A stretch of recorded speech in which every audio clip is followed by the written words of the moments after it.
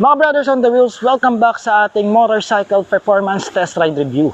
For today's video mga brothers, sariwang-sariwa pa, sasakyan natin ang pinakabagong hybrid maxi scooter ng FKM. Ito nga yung mga brothers, the MTX 150 na may presyo na 136,000 pesos. Kaya wag na natin patagalin mga brothers, subukan na natin ang motor na ito. Kaya let's go sa go!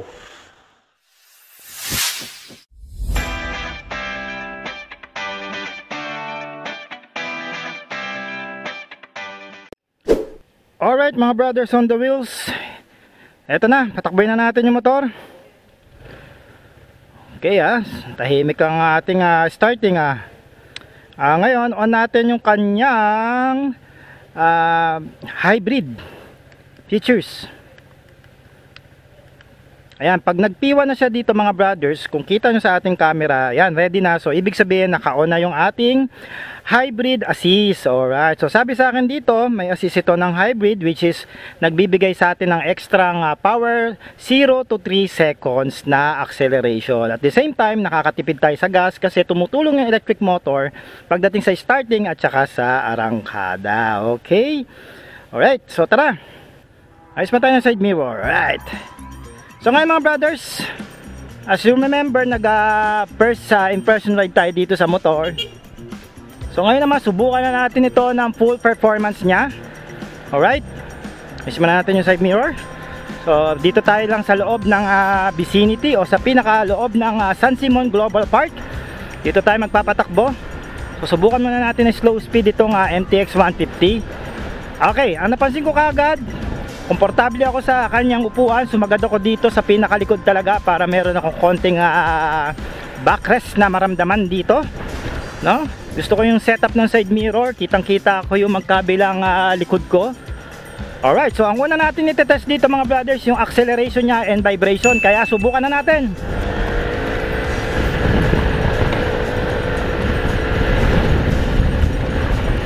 Smooth okay smooth right. So isa pa nga, subukan natin dito, tiko tayo. Grabe, ang ganda ng motor na to. Subukan natin ulit ang acceleration niya dito naman. So ngayon naman 0 to kilometers tayo, 0 to, ayan, naka 0 tayo ngayon. So subukan natin ng full acceleration, let's go.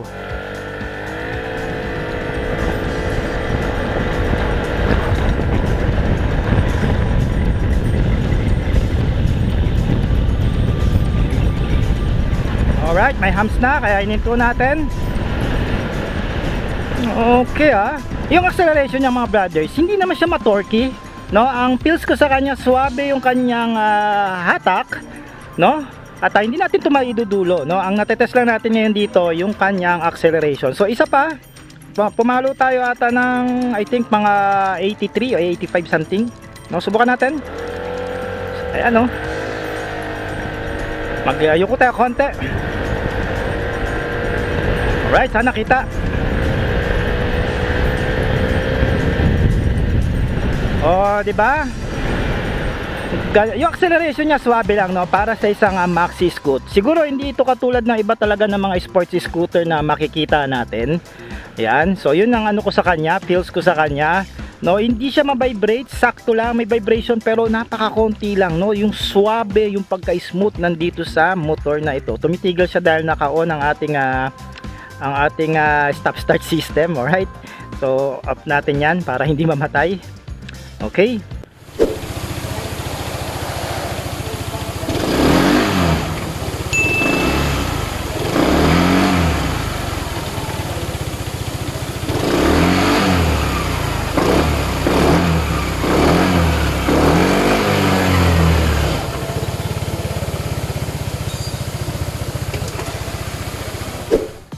And now mga brothers, subukan natin ang preno nitong MTX, no? By the way, naka disc brake nga pala to, harap at likod, at equipped na rin ito ng dual channel ABS. Yung likod muna yung subukan natin para malaman natin yung kanyang lakas pagdating sa rear brakes. Patakboy natin ng around 40. Oy, pansin ko medyo mahaba yung pagka-travel time niya, pero nararamdaman ko yung ABS is gumagana, kaya nag-skid siya sandali lang tapos gumana na yung ABS niya. So isa pa. So patakbuhin ulit natin ng around 30 to 40. Full throttle. Ayun oh, nararamdaman ko yung ano, yung hybrid oh.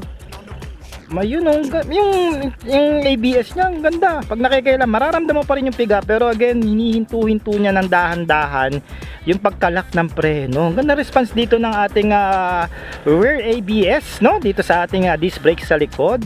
Ngayon naman mga brothers, yung harapan naman ang i-check natin dito. Subukan natin, patakboyin ulit natin ng around 30 to 40 kilometers. No? Naka-on ang ating hybrid, kaya nararamdaman ko parang sumisibat yung motor eh. Oy, ganda ng preno. May naririnig ako na skid, pero pag yung preno lumalaban, at saka gusto ko yung kapit ng gulong, no? Kayang-kaya niya sabayan yung lakas ng preno, no? Yung ABS, naramdaman ko rin gumagana na rin. Medyo may pagka, I think para sa akin yung ABS nito, maganda yung sensitivity niya, no? Madali niya kagad na ini-engage, no? Lalo na pagka talagang piniga mo ng sobra yung preno. So isa pa, front disc brake test, front brakes. Ayan oh, may skid siya. Pagka skid, mawawala na dahil yung ABS is nararamdaman na natin. And also, yung travel time niya naman, may kaabaan kasi isang preno pa lang yung ginagamit natin. Pero this time around, dalawang preno na mga brothers. Para malaman talaga natin ang kanyang power pagdating sa preno. Sigurado maganda ito kasi meron tayo ritong traction control nga pala at ABS. Okay, no? So kaya let's go, subukan natin. Patakbuhin natin ng around 30 muna. Oh, ganda ng preno pag sa 30 ah. Okay ah, makapit ah. Ngayon naman 40.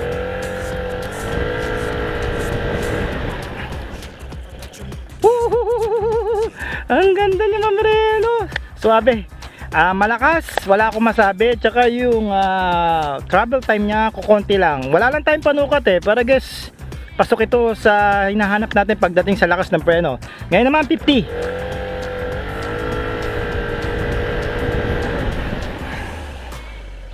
Oh, lakas pa rin kahit 50 na yung tinatakbo natin, no? Subukan natin ng 60. Tapos sa preno kagad natin. Dahil naka ABS naman tayo at naka traction control. So let's go.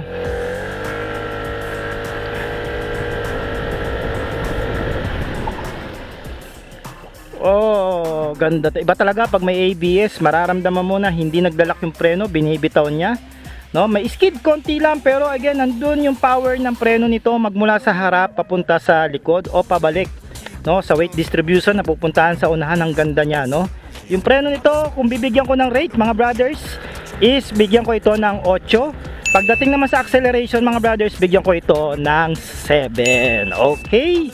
No, not bad na rin for the acceleration kasi nga may bigat ito na 132 kg pagdating sa kanyang curved weight. May kabigatan na rin, di ba? No, pero again, hindi naman hirap yung makina, hindi ko naman naramdaman na struggle siya. Okay. Okay mga brothers, bike fitting.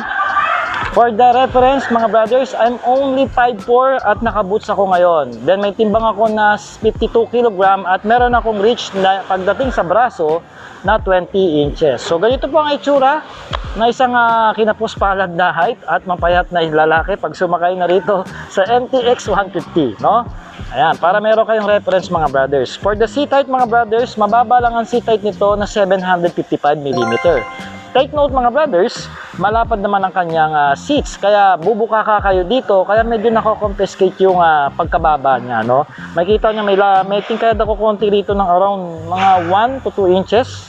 Yan, makikita niya sa ating video, pero okay lang dahil lapat pa naman ng halos lumalapat pa naman ang aking paa dito, at syempre kung may angkas tayo dito, mas bababa naman yung height ng motor.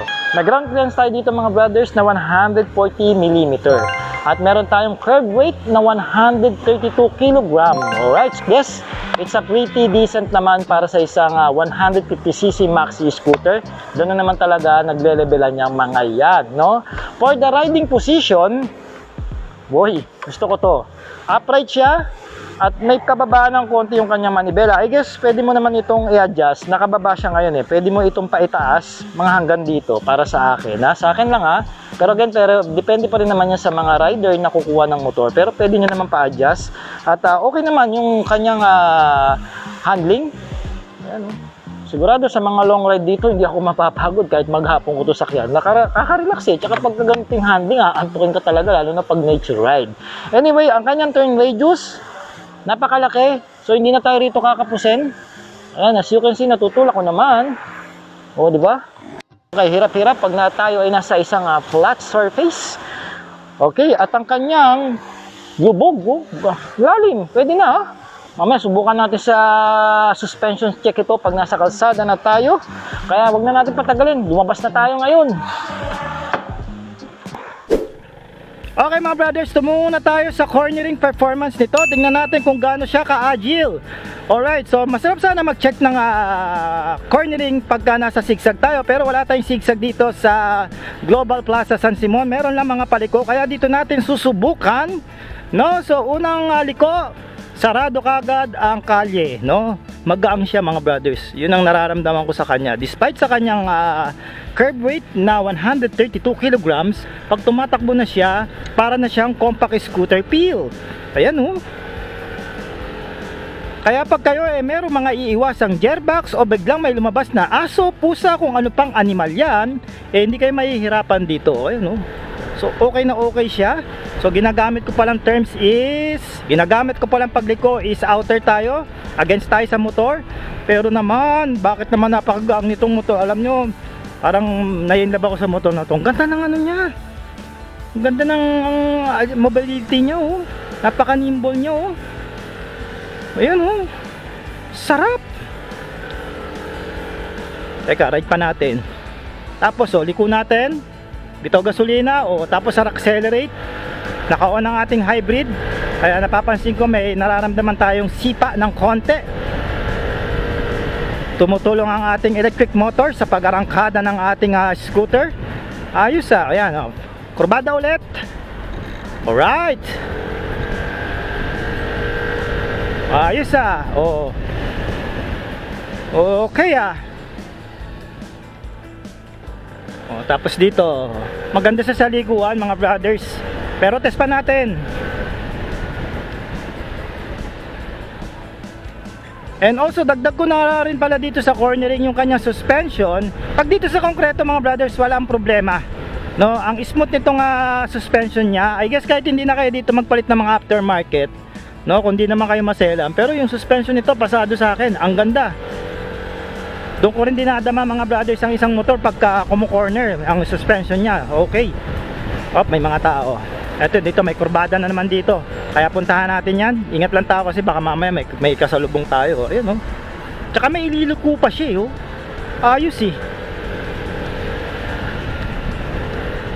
Break time ngayon dahil alas 3. O kanan natin ulit. Oh, di ba oh? Sarap.